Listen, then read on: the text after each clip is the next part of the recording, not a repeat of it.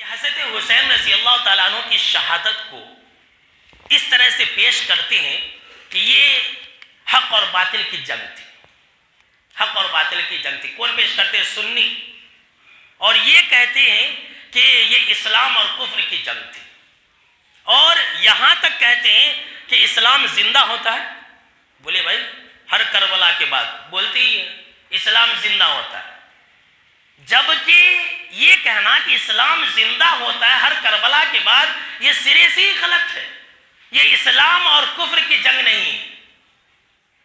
یہ اسلام اور کفر کی جنگ نہیں تھی. یہ حق اور باطل کی جنگ نہیں تھی. یاد رکھ لیجئے. اگر یہ اسلام اور کفر کی جنگ تھی تو اور صحابہ کرام کیا کر رہے تھے؟ اس دور کے اندر جو ہے بڑے بڑے صحابہ کرام تھے.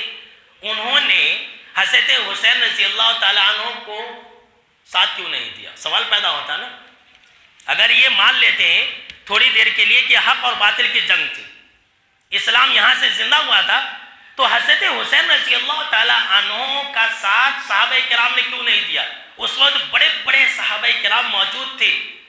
اگر یہ حق اور باطل کی جنگ ہوتی تو بڑے بڑے صحابہ کرام نے ان کو مکہ سے کوفہ جانے سے روکا تھا, عراق جانے سے روکا تھا. کہا تھا کہ مت جائیے, آپ مت جائیے. ان لوگوں نے آپ کے باپ کے ساتھ وفا نہیں کی تو آپ کے ساتھ وفا کیسے کریں گے؟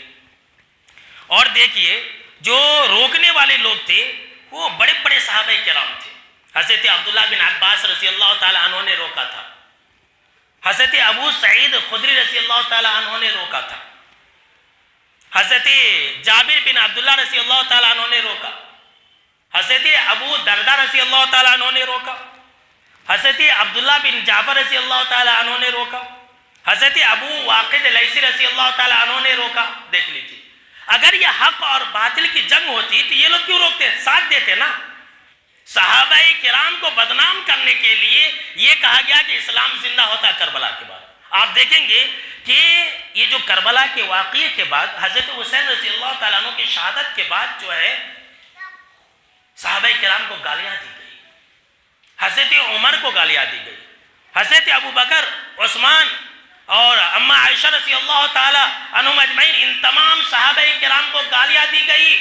یہاں تک کہ آج تک یہ گالیوں کا سلسلہ رکا نہیں ہے. اس محرم کے جو 10 دن ہیں, ان 10 دنوں کے اندر خاص طور سے گالیاں دی جاتی ہیں, نعتیں پڑھی جاتی ہے. حضرت ابو بکر اور عمر رضی اللہ تعالی عنہ کا تو نام لے کر کے آذان کے اندر گالیاں دی جاتی ہے شیعوں کے پاس. یہ کب ہوا؟